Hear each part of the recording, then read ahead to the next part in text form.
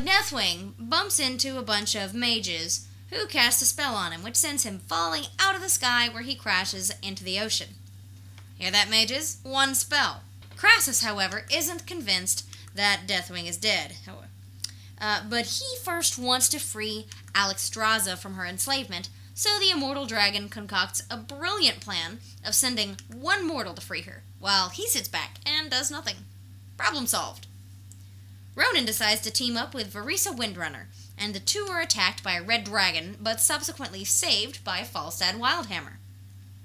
They're attacked by more red dragons, and Deathwing shows up to rescue Rhonin, leaving his friends behind and taking Rhonin on a journey. He drops Rhonin off at Grim Batol, the exact place he was already going. Varisa and Falstad catch up, no thanks to Deathwing, who could have easily carried all three of them, but didn't. Now, around this time, Tyrannus meets a guy named Lord Daval Prestor. He loses his mind and promotes Daval to the rank of King of Alterac. Oh, and Daval's really Deathwing, by the way. But because Daval is not into dudes, Tyrannus offers his daughter's hand to Daval. So Varisa and Falstad get into Grim Batol and find Necros, who has enslaved Alexstrasza, has also captured Rhonin. Apparently he wasn't so good without his friends. Now, they break him out, and Necros runs away. The three pursue him. So Necros grabs Alexstrasza and runs. Deathwing had been waiting for this. He attacks, trying to steal the eggs, since kidnapping babies is the kind of thing that crazy evil dragons do. Necros uses the demon soul to command Tyrannistraz, Alexstrasza's consort, to protect them. He doesn't do a superb job.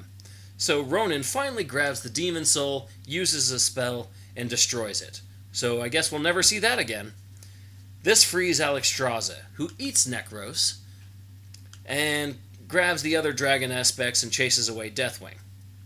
So Tyrannus kind of wakes up from his dragon-induced stupor, and it's about then that he realized that not only does Daval Prestor have no business being king, but as king of a different country, Tyrannus probably doesn't even have the power to appoint kings to his neighbors. And despite being engaged to Tyrannus' daughter, Daval disappears, and the focus shifts to Tyrannus' son, who will be the next king of Lordaeron. Long ago in Lordaeron, there stood a city fair. What are we doing? A king and queen and princess, but there was no male heir. We're singing this now? Then to the king a son was born, Arthas was his name. Just let me know when you're done. Would he become the kingdom's pride or be a source of shame? You done? Mm-hmm. Okay. So, Gen Greymane, leader of Gilneas, comes to the conclusion that reconstruction is going to be expensive, and that it'll cost a bunch of new taxes. So because these people are just against taxes of all kind, his people erect a huge border fence to keep out people not from his country, and withdraws from the alliance. I really wish I made that up. So Arthas meets a girl named Jaina Proudmoore, the daughter of Dalen Proudmoore of Kultiris. Arthas trains to be a warrior under the tutelage of Murd and Bronzebeard, while Jaina goes off to study under Archmage Antonidas. The two kids quickly fall in love, much to the chagrin of Kael'thas Sunstrider, who is also falling in love with Jaina. Alright, stop. What? It's time for your Jaina Proudmoore montage. Oh, right. That. Yeah, every year you make a montage of photos about how amazing Jaina Proudmoore is, and every year I die a little inside. Well, it's with that understanding that I didn't make one this year. Really? Nope. See? You see, I just know you don't like it, and I love you, so I decided not to make one. Oh, you're so sweet. But, since you're not doing anything here, do you mind if I, What? One day unto the castle a lovely lassie came. She caught the young Arthas' eye. She said her name was Jaina. Arthas vowed to keep her safe from any stray orc's rage. Escorted her to Andorhal, where she trained to be a mage. Is that going to happen a lot? Yep. Super. So Antonidas studies the orcs in captivity and notices that they are slowly, over time, calming down, even becoming lazy. This, it turns out, is a side effect of the bloodlust wearing off. So Arthas grows up to be a pretty powerful warrior. He's noticed by Uther Lightbringer of the Silver Hand, and he decides to train Arthas in the ways of the light, making him a paladin. Arthas learned to wield a sword from the mighty Muradin. With Uther's holy guidance, he became a paladin. His training done, Tyrannus' son filled Lordaeron with light, and then he filled up Jaina on Hallows End night. Right. So, yeah, okay. On Hallows End night, Arthas and Jaina do it like a honey badger, and anything a honey badger wants to have sex with. But apparently, word gets around about it, and everyone thinks this is going to mean a royal wedding. Since obviously Arthas' older sister is out of the story and of no more importance, this is a big deal. But Arthas gets cold feet. Get it? Because Arthas goes on to... I'm sorry. So that baby that Aedelus Blackmore found grows up to be an orc boy named Thrall, who he taught how to fight, but also how to read and strategize and reason. And Thrall makes friends with one of Aedelus's servant girls named Teritha. She starts sending him secret letters. They basically grow up together. Teritha grew into a beautiful young woman who Aedelus started forcing into things. And Thrall grew up to be a gladiator in the fighting ring that Blackmore ran. But after a particularly bad fight, Thrall realized that he needed to run away. So Teritha helped him to escape, though she decided to stay herself so that Blackmore wouldn't take it out on her family. Thrall finds his way to Alterac, where he encounters Drekthar, a blind orc, who teaches Thrall to commune with the elements and become a shaman. Also, the entire Frostwolf clan of orcs, who somehow managed to go unnoticed this whole time. Suddenly, another orc who had escaped slavery finds his way to the village. He begins talking about how terrible the other orcs are, and Thrall challenges him to a duel. They fight, and Thrall defeats him, and reveals that this orc is none other than Orgrim Doomhammer himself. Orgrim reveals that Thrall is the child of Durotan and Draka, and that this makes Thrall the leader of the Frostwolf clan.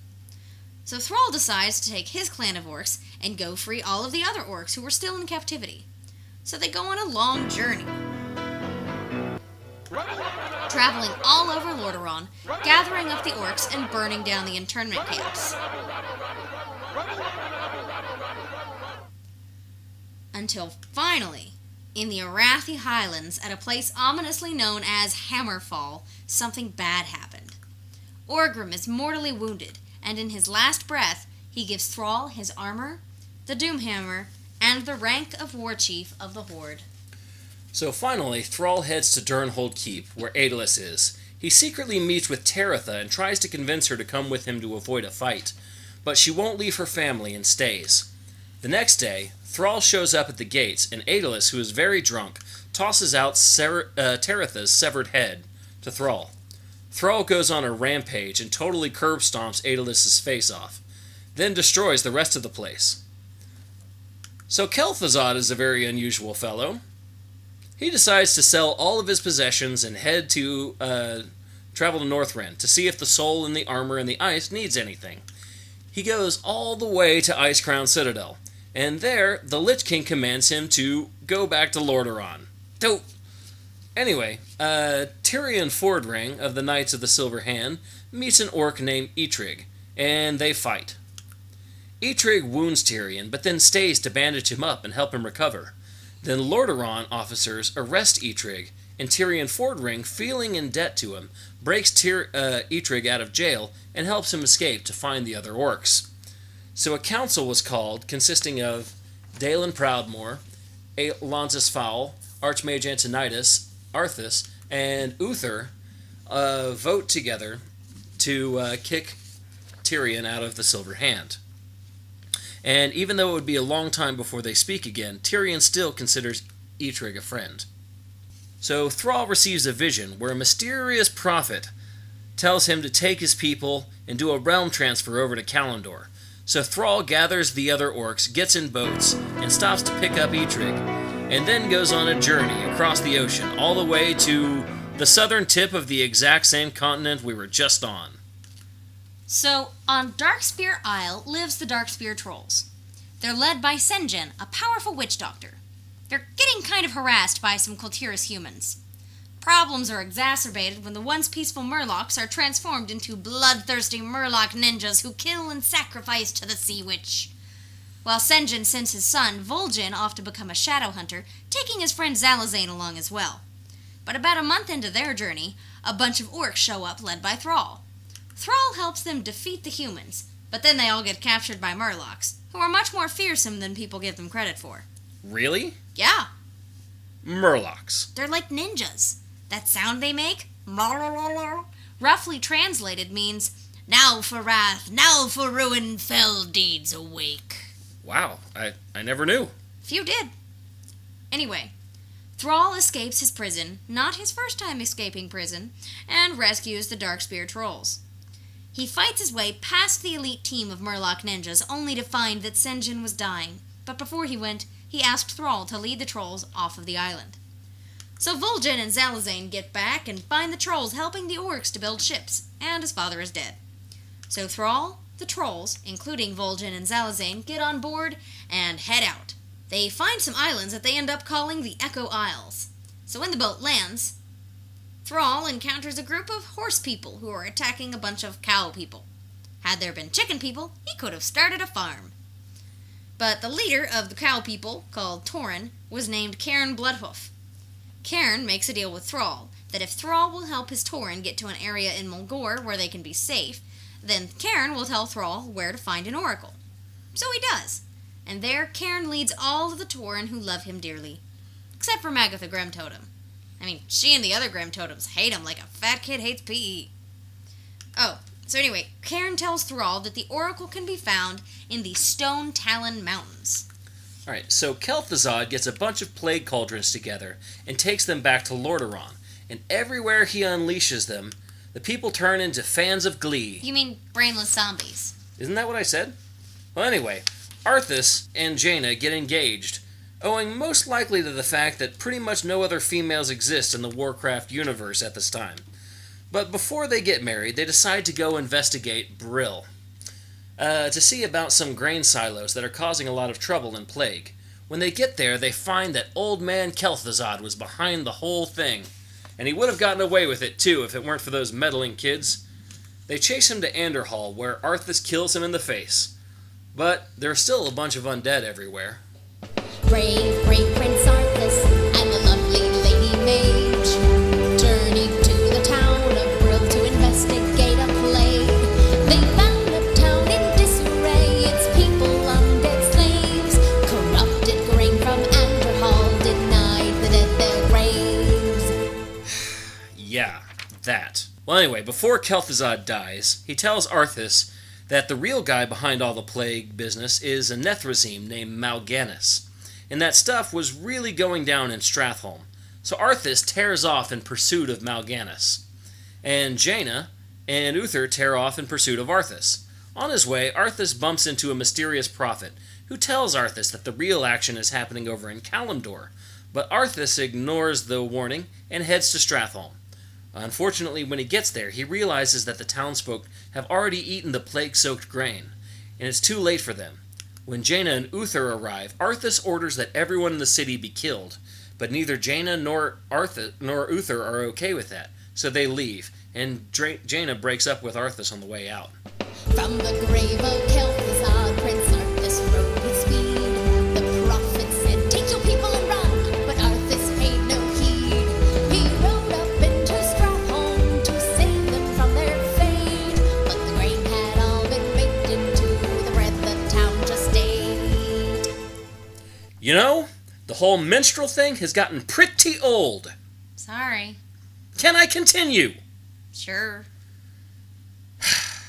So, Arthas searches the town for Mal'Ganis.